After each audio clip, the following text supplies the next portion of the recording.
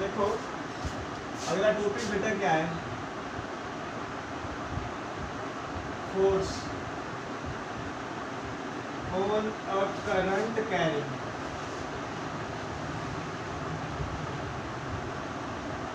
Wire in a magnetic field. ठीक है बेटा,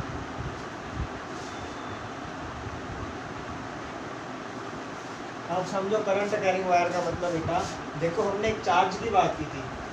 अगर एक single charge electric field magnetic field में जाता था तो हमने पढ़ा था उसके ऊपर लगने वाला फोर्स इतना होता है B/V sin थीटा। ठीक है, और हमने पढ़ा था सर्कुलर पाथ में घूमता है, स्ट्रेट लाइन में घूमता है। बट अब ये कह रहा है एक चार्ज की जगह एक पूरी वायर आ गई। अब ये बात आपको समझ में आती है कि जो वायर है बेटा वो बहुत सारे चार्जेस से मिलकर बनी होगी। एक वायर के अंदर बेटा 1 मीटर क्यूब की अगर मैं वायर लूँ तो उसके अंदर 10⁻29 इलेक्ट्रॉन्स होते हैं। इतने सारे इलेक्ट्रॉन के फोर्स निकालना पॉसिबल नहीं है, अलग अलग की फोर्स निकाल के ऐड करूँ तो पूरी वायर के लिए निकालना है। तो इसमें अप्रोच क्या लगाया गया, अगर पूरी वायर का निकालना है तो मैं कोई छोटी सी लेंथ DL काट के उस पर लगने वाला फोर्स निकालूंगा और पूरी वायर के लिए इंटीग्रेट कर दूँगा। अप्रोच वही है, जब भी एक्सटेंडेड बॉडी की बात आती है ना, पूरी वायर जैसे एक चार्ज को छोड़ के मैं पूरी वायर की बात करता हूँ एक्सटेंडेड बॉडी की, तो इंटीग्रेशन रोल में आता है। अब देखो ये जो फॉर्मूला है आपने डिराइव करा था B/V sin थीटा, हमने देखा था वेलोसिटी होती है तभी चार्ज का फोर्स लगता है, और इस फॉर्मूले में हमने डायरेक्शन देखा था, हम राइट हैंड पाम रूल से निकालते हैं। अब ये सिंगल चार्ज है और वायर के अंदर बेटा बहुत सारे चार्जेस है, यानी बेटा जब मैं वायर की बात करूँगा बनी तो वो भी चार्जेस से है, यानी कि जो रूल्स इस पे लगते थे ना वही रूल्स इसमें लगेंगे, बिल्कुल सेम डिटो। बस फॉर्मूले में फ़र्क क्या आएगा ध्यान रखना, मैग्नेटिक फील्ड की जगह मैग्नेटिक फील्ड रहेगा, वायर को किसी मैग्नेटिक फील्ड में रखूँगा। ठीक है, चार्ज की जगह बेटा पूरी वायर आ गई। जब बहुत सारे चार्ज मूव करते हैं तो करंट बनता है, तो क्या की जगह आएगा I। ठीक है, बस वेलोसिटी की जगह लेंथ आ जाता है, बाकी सारा फॉर्मूला से डिटो कॉपी फॉर्मूला होता है। बस चार्ज की जगह लेंथ, चार्ज की जगह करंट, वेलोसिटी की जगह लेंथ। डिराइव करने का अप्रोच समझ में आया, डिराइव करते हैं। देखो अप्रोच समझा करो हमेशा, डेरिवेशन तो फिर एंड में हो ही जाता है। ठीक है, क्या करना है बेटा, एक मैग्नेटिक फील्ड कंसीडर करनी है। ठीक है, इस मैग्नेटिक फील्ड में एक वायर रखना है, ऐसे एक वायर रखा, किसी एंगल पे रखो कि हम सारे केस कवर कर लें, 0 डिग्री हो तब, 180 हो तब, थीटा एंगल पे वायर लिया। ठीक है, पूरी वायर का लेंथ माना L। ठीक है, पूरी वायर का लेंथ माना L, और लेट करा यहाँ से करंट जा रहा है वायर के अंदर I। कितना करंट जा रहा है I। अब ध्यान से देखना बेटा, I करंट जा रहा है, मेरे को पूरी वायर के लिए तो पूरी वायर पे फोर्स निकालना नहीं आता। मेरे को एक चार्ज का फॉर्मूला पता है B/V sin थीटा, तो मैं इस वायर के अंदर एक छोटा सा चार्ज कंसीडर करूंगा E+। देखो इलेक्ट्रॉन भी होता है और प्रोटॉन भी होता है, मैं जान के E+ ले रहा हूँ प्रोटॉन, क्योंकि मेरे को पता है इलेक्ट्रॉन से जो डायरेक्शन आती है वो अपोजिट डायरेक्शन आती है। जब मैं इलेक्ट्रॉन मान के फोर्स का डायरेक्शन निकालता हूँ तो वो अपोजिट आता है, इसलिए मैंने पॉजिटिव चार्ज माना, ताकि जो आंसर आए उसमें मैं जो डायरेक्शन निकालूँ पॉजिटिव चार्ज के हिसाब से ही आए। ठीक है, let us take a charge E+ moving with velocity BD। बेटा BD कौन सी वेलोसिटी है, ड्रिफ्ट वेलोसिटी। आप पढ़ के आ चुके हो कि जब भी आपका चार्ज वायर के अंदर मूव करता है तो वो ड्रिफ्ट वेलोसिटी से मूव करता है। ठीक है, ड्रिफ्ट वेलोसिटी से मूव कर रहा है तो बेटा जो फोर्स होगा उस चार्ज के ऊपर वो कितना होगा, F =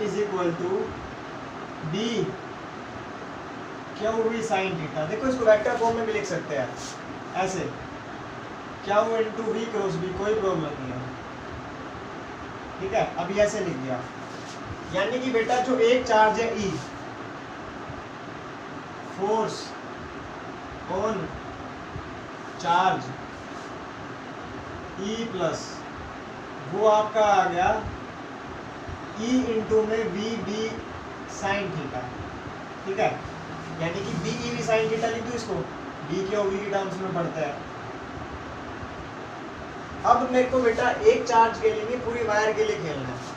पूरी वायर के लिए खेलना है तो मैं एक छोटा सा यहाँ पे एलिमेंट काटूंगा डीएल, छोटा सा एलिमेंट डीएल, डीएल ले लिया, ठीक है, छोटा सा एलिमेंट डीएल ले लिया, स्टार्टिंग में लिख देना, ठीक है, consider an element DL.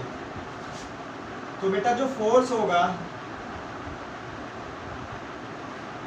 Length DL पे वो कितना होगा, देखो मैं क्या लिख रहा हूँ, ध्यान से देखना, मैं यहाँ पे ये लिख रहा हूँ, ये ड्रिफ्ट वेलोसिटी है V D, V E V D N A dot D L sine theta. ये स्टेप क्या कर दिया समझाता हूँ ये स्टेप क्या किया है, ध्यान से देखना। यहाँ पे एन किया है, पहले यहाँ पे एन क्या है, here N is equal to number of electrons per unit volume. ध्यान है बेटा, ये N number of electrons per unit volume, यानी मैं बोल रहा हूँ, ध्यान से देखना कि भाई 1 मीटर क्यूब में 1 मीटर क्यूब के वॉल्यूम में जितने हमारे इलेक्ट्रॉन्स हैं उसको मैं एन बोल रहा हूँ। 2 मीटर क्यूब में क्या 2n होगा। ऐसे करते करते बेटा अगर मैं dv वॉल्यूम लूँगा, dv मीटर क्यूब में, क्या मेरा dv इंटू एन कितने नंबर ऑफ इलेक्ट्रॉन्स आ जाएंगे। देखो मेरे को dl लेंथ में जितने इलेक्ट्रॉन्स आ रहे हैं, dl लेंथ में, अब एक इलेक्ट्रॉन नहीं है, बहुत सारे इलेक्ट्रॉन्स हैं और मुझे पता भी नहीं है dl लेंथ कितना है, तो मैंने एक टर्म कंसीडर करा n, number of electrons per unit volume, यानी 1 मीटर क्यूब में जितने इलेक्ट्रॉन्स है उसको n बोल रहा हूँ। 2 मीटर क्यूब में 2n, और dv मीटर क्यूब जो छोटा सा वॉल्यूम dv काटूंगा। अगर वायर लूँगा तो वायर में से जब छोटा सा मैं काटूंगा, छोटा सा एलिमेंट, तो बेटा छोटा सा एलिमेंट वो एक वॉल्यूम होगा पूरा 3D, ठीक है, 1D नहीं कटेगा। dl तो बेटा उस जो मैंने वॉल्यूम काटा, मान लो इतना पोर्शन काटा, इतना पोर्शन, इतने पोर्शन की लेंथ है dl तो, ठीक है। तो मैंने ये क्या करा, मैं ये बोल रहा हूँ dv मीटर क्यूब में इतने इलेक्ट्रॉन्स। अब ध्यान से देखना, क्या मैं dv इंटू एन वॉल्यूम, क्या मैं वॉल्यूम को एरिया इंटू में लेंथ लिख सकता हूँ। मैंने पहले बहुत बार सिखाया है कि वॉल्यूम को हमेशा एरिया इंटू लेंथ करके लिखा जाता है, लिख दिया और साथ में एन आ गया। तो देखो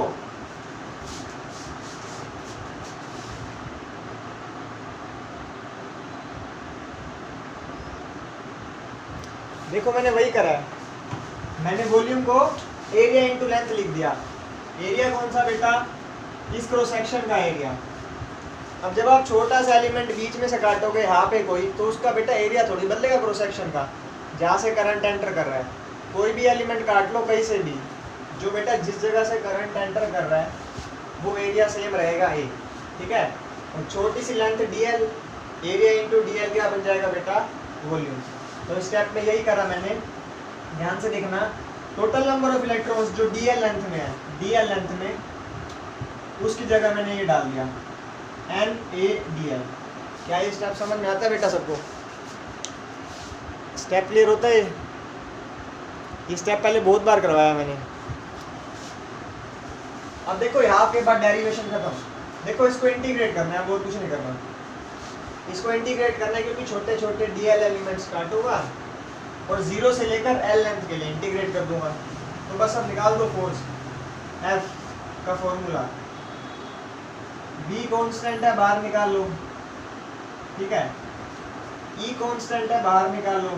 E मत लिखना, क्यू लेके चलेगा तो ज़्यादा बेटर है, ठीक है, लास्ट में क्यू कर देंगे।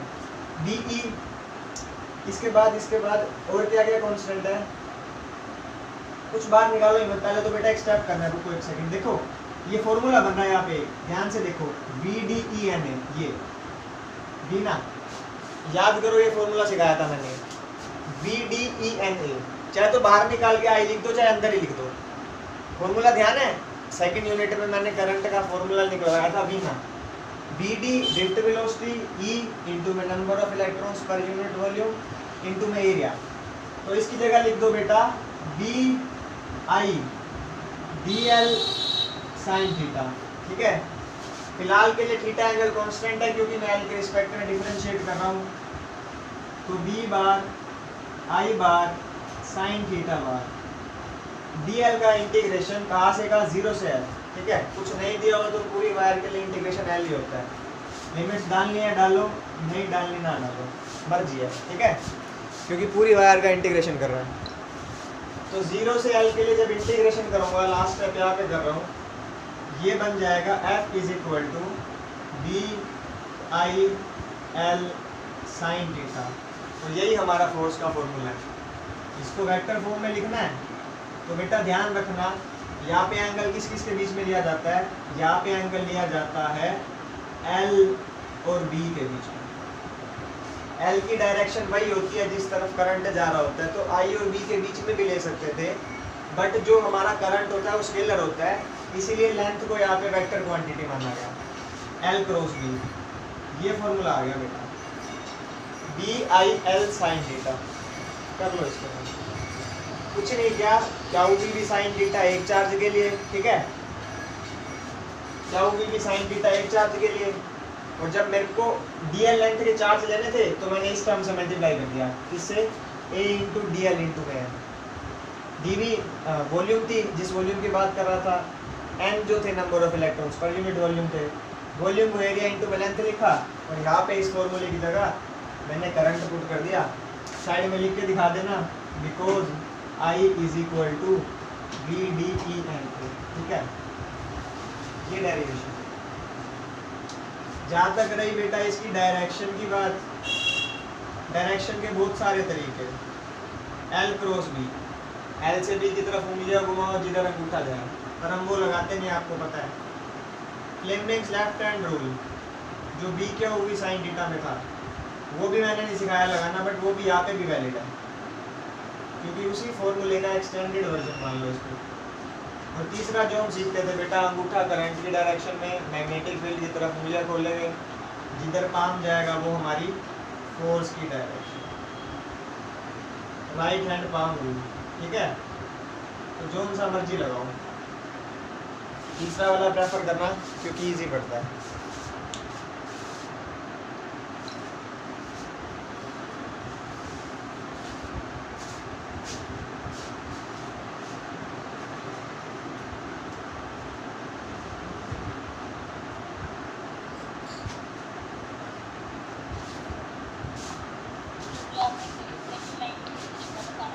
क्या बेटा, ये डीएल वाला बेटा, ये कुछ नहीं, डीएल लेंथ की इंटीग्रेशन करेगी, छोटे छोटे डीएल लेगी तो पूरी लेंथ एल आ जाएगी बस। सर्कल आवाज नहीं आ रही बेटा, क्या बोल रही है, दोबारा बोलो।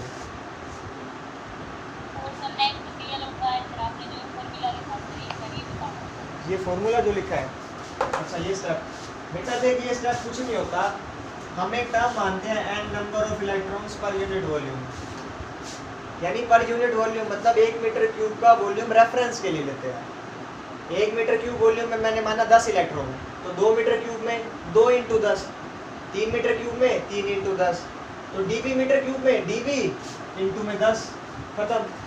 डीबी इंटू में 10 टोटल इलेक्ट्रॉन्स आ गए। फिर वॉल्यूम को मैंने क्या लिखा, एरिया इंटू में लेंथ, वॉल्यूम को क्या लिखा, एरिया इंटू में जो छोटा सा लेंथ माना डी है, बस ये पुट कर दिया मैंने यहाँ पर टोटल नंबर ऑफ इलेक्ट्रॉन्स में। ठीक है, टोटल जो चार्ज था।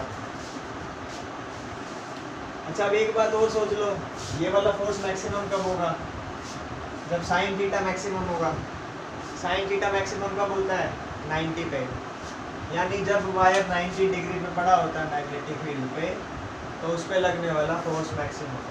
यही तुमको 10th क्लास में उसमें पढ़ाते रहे जनरेटर में, कि 90 डिग्री पे वायर रखते हैं तो उस पर फोर्स लगता है, और जब पैरेलल रखते हैं यानी जब साइन थीटा 0 हो गया तो फोर्स भी कितना हो गया, 0। यानी अगर वायर मैग्नेटिक फील्ड में उसके पैरेलल पड़ा है तो उस पर लगने वाला फोर्स 0, 90 पे मैक्सिमम, 180 पे फिर 0। ठीक है, अब 180 तो बनेगा ही नहीं, इसमें 0 ही बनेगा। वायर को ऐसे रखो चाहे ऐसे रखो, ठीक, करंट की डायरेक्शन से 180 बन जाए तो बन जाएगा। हटा दूँ ये, लिख लेना, कहीं पे लिखना हो तो force is maximum force. Force maximum तब होगा जब साइन थीटा मैक्सिमम होगा, यानी थीटा 90। तो मैक्सिमम फोर्स BIL के बराबर, BIL के बराबर, ठीक है। हो गया ना बेटा सबका नोट?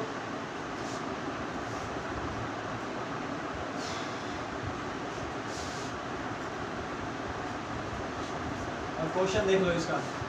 भाई बेटा पुराने अपने क्वेश्चन कितने चुने, ये लो बेटा। एक मैंने मैग्नेटिक फील्ड लिया ऐसे, सीधा ले लो बेटा।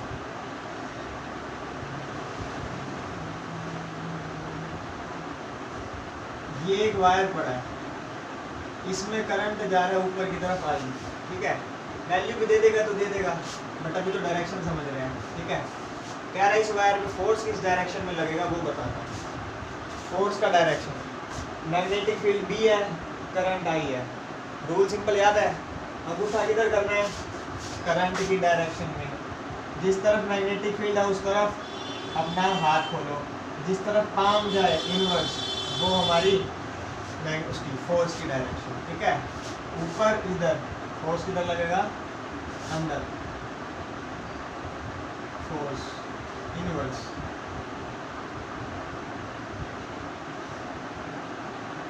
दूसरा बेटा,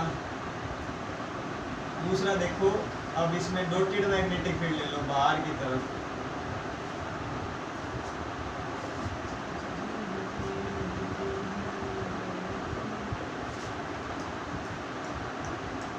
वायर रख दो ऐसे, इस तरीके से, करंट ले लो ऐसे, मैग्नेटिक फील्ड भी, ठीक है। जिस तरफ करंट है उस तरफ अंगूठा, मैग्नेटिक फील्ड आपकी तरफ तो बाहर मैंने उंगलियां खोली, नीचे की तरफ फोर्स, जिधर पाम फेस करेगा नीचे, क्या लगेगा इस पे फोर्स, डाउनवर्ड्स, ठीक है। भैया बेटा जो B के वो भी साइन थीटा में था। बड़ा आसान चैप्टर है ये, छोड़ना मत इसको। और इस चैप्टर की एडवांटेज ये है कि बोर्ड में इसमें से डेरिवेशन आने के चांस ज़्यादा होते हैं, ठीक है। अभी तो गिने चुने 2-3 क्वेश्चन पता होते हैं, इसमें जो आएंगे तो बताऊंगा कि भाई वही आते हैं मोस्टली, ये ज़्यादा ऐसी चीज़ें कम ही पूछता है, ठीक है। तीसरा पार्ट देखो, अभी तीसरा पार्ट देखते हैं कौन बताएगा। ये लो बेटा, स्क्रीन चली गई, चल अब स्क्रीन तो तूने बता दिया, थर्ड पार्ट भी बताएगी मेरे को आंसर, ठीक है। ये देख, थर्ड पार्ट में ये मैग्नेटिक फील्ड भी, ध्यान रखना थीटा एंगल देखना होता है। यहाँ पे थीटा 90 था, देखो इधर करंट था और अंदर की तरफ बाहर की तरफ मैग्नेटिक फील्ड। यहाँ पे भी बेटा करंट ऊपर था, मतलब लेंथ, और मैग्नेटिक फील्ड इधर हमारा मैग्नेटिक फील्ड यहाँ था, लेंथ ऐसे था, एंगल 90 था, तो एंगल जरूर चेक करना, साइन 91 होता है वहाँ पे। अब यहाँ पे बताएंगे बेटा, देखते हैं यहाँ पे क्या फोर्स बनेगा। ये दे दी वायर ऐसे, ठीक है, इसमें करंट जा रहा है ऐसे, तो ये दे दिया 30 डिग्री।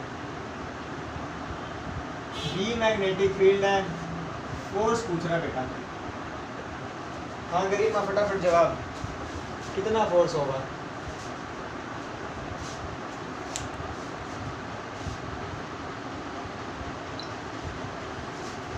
जल्दी दे दे गरीमा, जवाब दे दे फटाफट।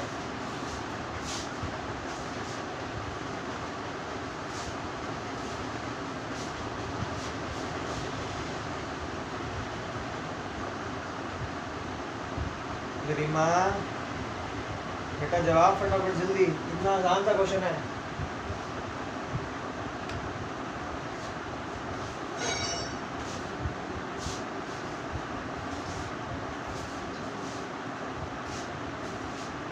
स्नेहा इसका आंसर बेटा,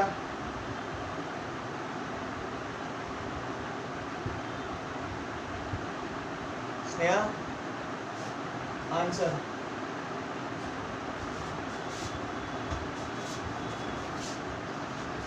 चलेगा क्या थी बेटा? फॉर्मूला फोर्स का, बस फॉर्मूला बताना है।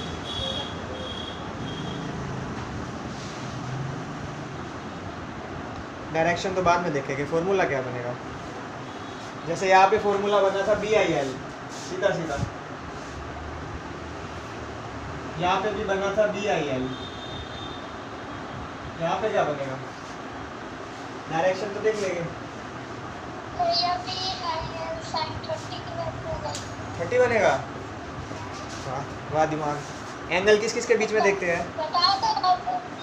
तो सोच, एंगल किस किस के बीच में देखते हैं? क्या तेरे को करंट मतलब लेंथ और मैग्नेटिक फील्ड के बीच में 30 डिग्री का एंगल दिख रहा है? भैया हाँ बेटा। √3 कैसे आएगा बेटा? गलत है। नहीं बेटा गलत है। 60 नहीं बनेगा, वो तूने वो कर दिया 90 में से माइनस। वो भी नहीं है कंसेप्ट, बताता हूँ। लूपी का बेटा आंसर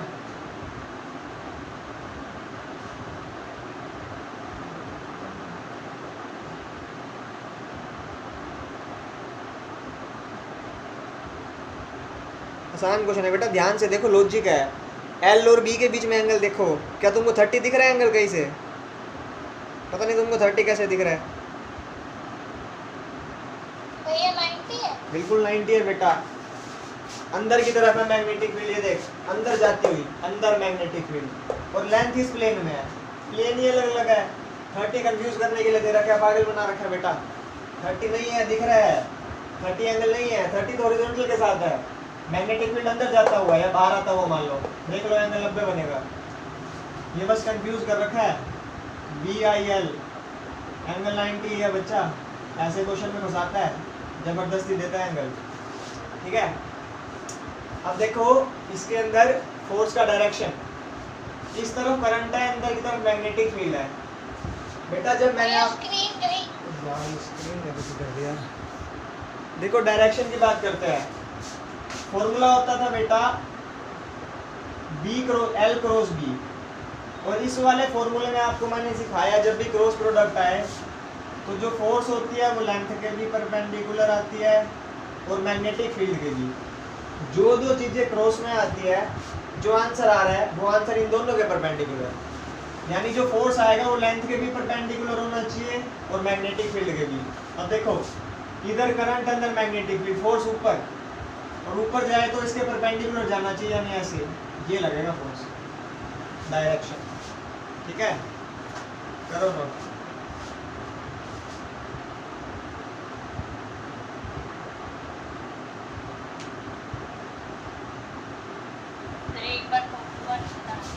क्या बेटा? डायरेक्शन, ये देख डायरेक्शन, इस तरफ करंट है ये रहा, ठीक है, अंदर की तरफ मैग्नेटिक फील्ड, ये देख ये करंट रहा ऐसे जाता हुआ, अंदर की तरफ मैग्नेटिक फील्ड ऐसे देख, जिस तरफ पाम जा रहा है ऊपर जा रहा है और टेढ़ा जा रहा है, देख तो जिस तरफ पाम जा रहा है ये ऐसे, ये मैग्नेटिक फील्ड ऊपर। अब ऊपर ये हो ही नहीं सकता बेटा, ऊपर यू ही लेंगे, क्योंकि जो तेरा आंसर आना चाहिए ना फोर्स का, वो तेरा लेंथ के 90 डिग्री पे होना चाहिए, इसके 90 पे ये रहा, और इसके 90 पे ऊपर ऐसे ही बनेगा। ठीक है, इस बात को रट लो बेटा। L क्रॉस B, जब भी क्रॉस लिखा हो ना तो जो आंसर आता है इसके भी परपेंडिकुलर होता है और इसके भी, जो भी चीज़ हो क्रॉस में, या मेरा नाम लिख दो, किसी एक बच्चे का नाम लिख दो, तो चाहे जो दो बच्चों का नाम है, जो फोर्स होगा उस बच्चे के भी परपेंडिकुलर होगा और मेरे भी। क्रॉस प्रोडक्ट का रूल यही है। ठीक है, अब अगला क्वेश्चन थोड़ा सा और इजी आएगा, टिपिकल थोड़ा सा।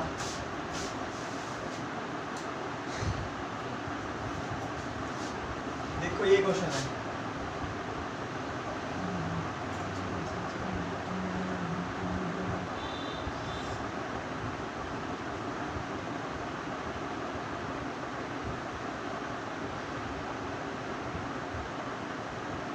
एक वायर ऐसे दे दी, एक वायर ऐसे दे दी, दो वायर दे दी बेटा।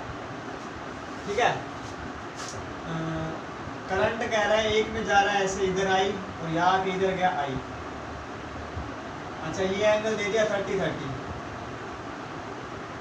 कह रहा है फोर्स बताना है। अब प्रॉब्लम, ये एंगल तो पता लग गया आपको 90, पिछले वाला देखे कि हाँ एंगल तो 90 है, बट बेटा दो वायर आ गई, और दो वायर पे डायरेक्शन निकालोगे, एक में डायरेक्शन इधर आएगा, एक में डायरेक्शन इधर आएगा, तो उनका वेक्टर लेना पड़ेगा। उनका वेक्टर, क्योंकि बेटा फोर्स वेक्टर क्वांटिटी है। आप पहले इस वायर का डायरेक्शन निकालोगे, इस तरफ आएगा, फिर इस वायर का निकालोगे, इस तरफ आएगा, फिर इसको यूज़ करके ये वाला एंगल ढूंढोगे, 60 बनेगा, कहानी लंबी पड़ेगी। तो इसमें शॉर्टकट लगाते हैं सीधा। शॉर्टकट नहीं होता, एग्जैक्ट तरीका वही होता है। हम क्या करते हैं बेटा, एक्चुअल में जो फोर्स का फॉर्मूला होता है ना, BIL sin थीटा, अब इसमें जो लेंथ होती है ना, इसको ना L इफेक्टिव लेते हैं। ये जो लेंथ होती है ना, ये लेंथ नहीं होती है, डिस्प्लेसमेंट लेंथ होती है, इसलिए L इफेक्टिव लिखा है। ये क्या होता है, डिस्प्लेसमेंट लेंथ। और आप डिस्प्लेसमेंट पढ़ते आए हो शॉर्टेस्ट पाथ। यहाँ से करंट स्टार्ट हुआ, यहाँ पे खत्म, तो बेटा ये वाली लेंथ लूँगा। इस वाली वायर का लेंथ L दिया हुआ है, इसका भी L दिया हुआ है, तो ये जो डिस्प्लेसमेंट लेंथ है, कोई सोच के बताएगा कितना आएगा? मैथ्स वाला बच्चा कोई अच्छा सा, ये L है, ये L है, ये 30, तो ये लेंथ कितना आएगा? देखो ये 60 है, बचे हुए दो एंगल इक्वल हो गए, क्योंकि ये साइड्स इक्वल है, तो इनके सामने वाले एंगल भी इक्वल। ये 60 बनेगा, ये 60, ये वाला लेंथ भी L बनेगा, यानी कि इफेक्टिव लेंथ आपका L बनेगा। और एंगल 90 डिग्री है बेटा, तो इसका आंसर BIL बन गया, खत्म। आप चाहे तो बेटा अलग अलग निकाल के भी देख सकते हो, आंसर वही आने वाला है। बट सबसे बेस्ट है L इफेक्टिव लो, और L इफेक्टिव का डायरेक्शन देखो, करंट यहाँ से यू गया, ऊपर की तरफ जा रहा है, तो L इफेक्टिव का डायरेक्शन भी अपवर्ड्स होगा। अपवर्ड्स करंट, अंदर magnetic field, force left side पे, फोर्स का लगेगा लेफ्ट, ठीक है।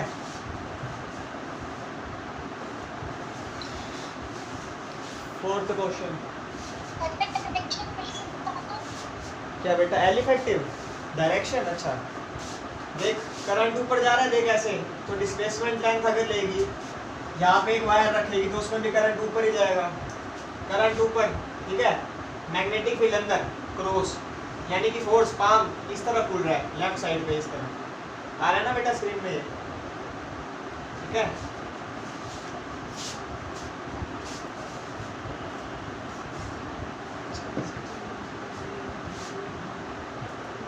चौथा पांचवा,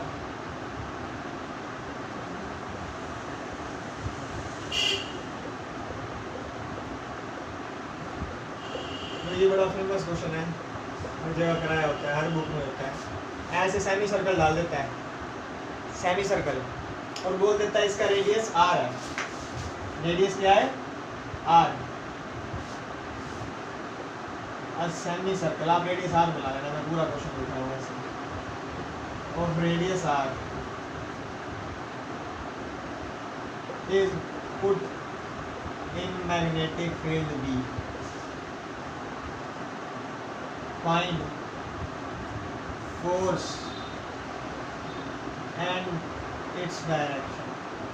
इस सेमी सर्कुलर वायर पे लगने वाला फोर्स बताओ और इसका डायरेक्शन। करंट ऐसे जा रहा है, ऐसे ऊपर, इस तरीके से क्लॉकवाइज जा रहा है, तो इसमें पहले फोर्स की वैल्यू बताओ।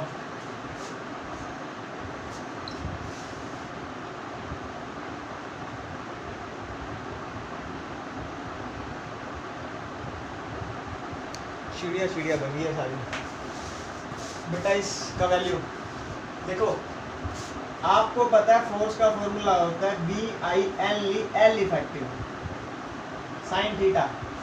थीटा 90 है बेटा, लेंथ इस तरफ है, मैग्नेटिक फील्ड अंदर। L इफेक्टिव बताओ कितना है? Displacement length, effective length. बेटा असाइनमेंट शुरू करिए किसी ने इसकी करनी, या ऐसे जंग लग रहा है बड़े बड़े। देखो L इफेक्टिव ये होगा, यहाँ से करंट जा रहा है, यहाँ तक आ रहा है, ये R है, तो पूरा 2R होगा, BI इंटू 2R साइन 90, यानी कि 2BIR। ये आपका आंसर होगा 2BIR, ठीक है। तो ऐसे अच्छे अच्छे क्वेश्चन बनते हैं। अब लास्ट वाला क्वेश्चन सबसे इम्पोर्टेंट है, इम्पोर्टेंट इसलिए है क्योंकि लास्ट वाला क्वेश्चन जो है ना, उस क्वेश्चन पे आगे आपकी 2 या 3 डेरिवेशन है सिर्फ लास्ट वाले क्वेश्चन पे, तो उसमें बेटा मोस्ट इम्पोर्टेंट लिख लेना, मोस्ट इम्पोर्टेंट। और यू भी लिख सकते हो, एक प्रॉपर्टी है क्वेश्चन का, मैं प्रॉपर्टी जाने ये मैग्नेटिक फील्ड,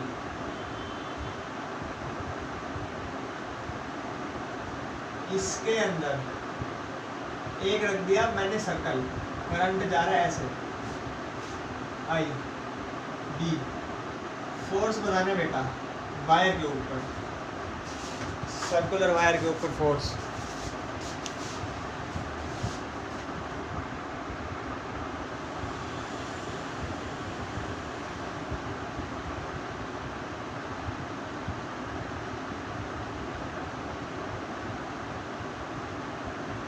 बेटा लो सर्कुलर वायर के ऊपर force,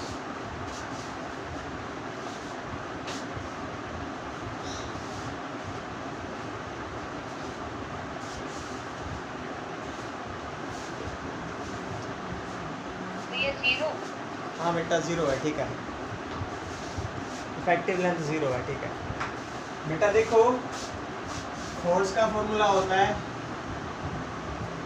L effective sine 90, sine theta sorry, theta तो 90 है, ठीक है हाँ, क्योंकि करंट इस तरफ है, यानी लेंथ इस तरफ, किसी भी तरफ मान लो, ऐसे किधर भी मान लो यार लेंथ, कोई दिक्कत नहीं है, ये अलग ही प्लेन है, अंदर वाला प्लेन अलग है 90 डिग्री। प्रॉब्लम है इफेक्टिव लेंथ, आप कहीं से मर्जी शुरू करो, अगर आप यहाँ से शुरू करोगे वापस आगे यहीं पे खत्म, इस पॉइंट से शुरू करोगे सर्कल वापस आगे इसी पॉइंट पे खत्म, तो बेटा यहाँ पे L इफेक्टिव 0 है, ठीक है, सीधा 0 लिख रहा हूँ। क्यों 0 है बेटा? बिकॉज इफेक्टिव लेंथ इज 0, आप डिस्प्लेसमेंट लेंथ करके भी लिख सकते हो। L इफेक्टिव 0 तो फोर्स 0, तो प्रॉपर्टी क्या बना, प्रॉपर्टी ये बनेगा, बड़ा इंपॉर्टेंट है property, if a closed loop is placed in a magnetic field, then it will experience, या then net force on it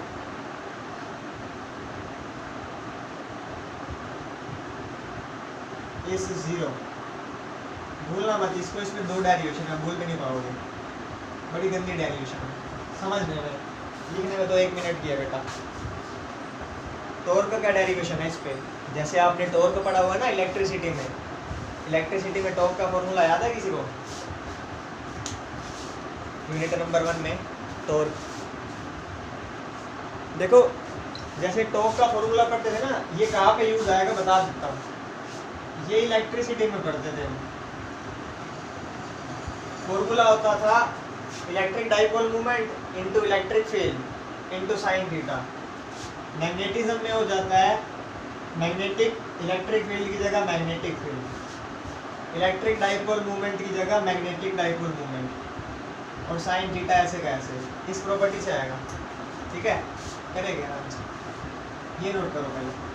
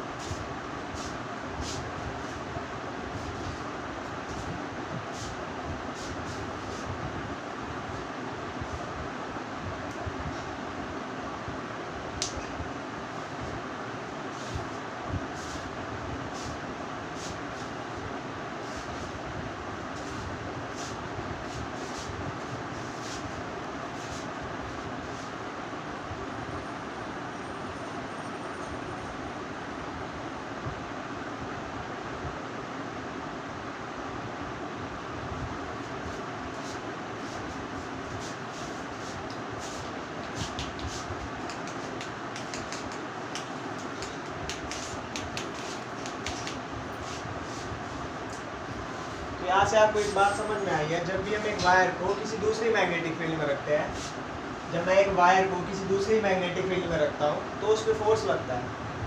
force बेटा लगता क्यों है? क्योंकि ये वाला वायर भी मैग्नेटिक फील्ड बनाता है। जो वायर अंदर पड़ा होता है ये भी अपने आसपास मैग्नेटिक फील्ड बनाता है, और जब ये मैग्नेटिक फील्ड जो बाहर मैग्नेटिक फील्ड लगाया हुआ है उसके प्रेजेंस में आता है तो